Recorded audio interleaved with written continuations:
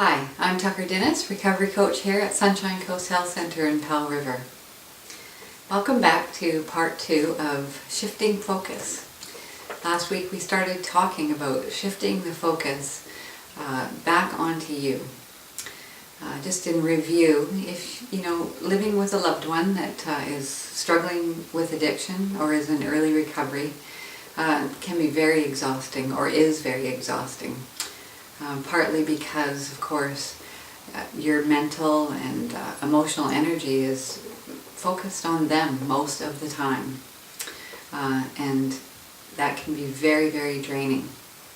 And we forget about ourselves. We forget that we need things as human beings. We have needs, and often those needs are shuffled to the bottom of the list. So this series is just on refocusing your energy and the priorities back to yourself.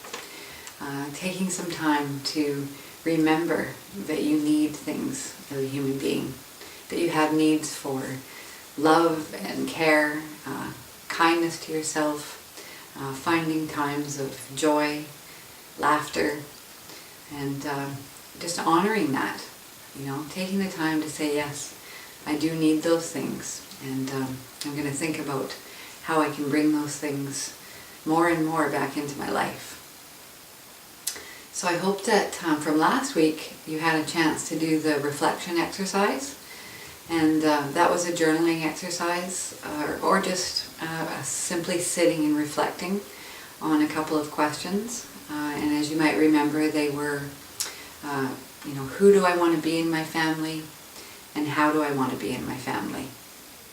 So I hope you took the time to do that, and if not, maybe this week that's something you could choose to do for yourself.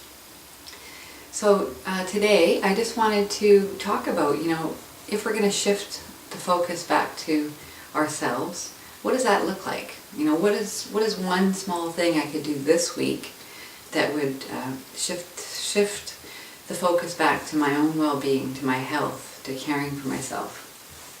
So a couple of things that I just thought of, when I started this journey myself, thinking back to what kinds of things did I do? What were the small steps that I started with? What could simply be taking a couple hours just to maybe go and do something that really speaks to you. So whether that's a nice walk, being in nature, perhaps you like to swim, so going to your community pool, having a swim. If you have a friend that you really enjoy spending time with, making a lunch date, going for lunch, having coffee, just chatting, having a few laughs, taking the focus off of wondering what your loved one's doing or if they're okay, that sort of thing. Excuse me.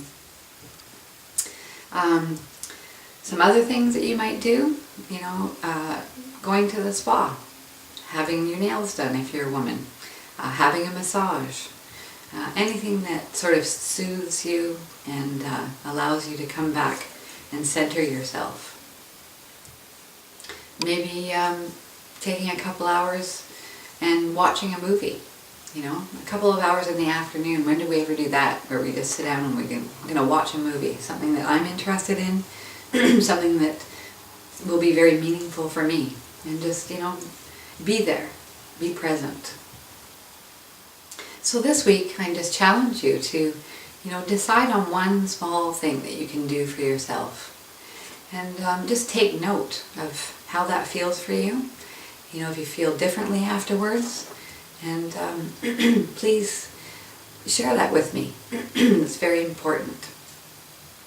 So thank you again for joining me. And I'm very sorry about my voice this week. I'm obviously having a little bit of difficulty with it.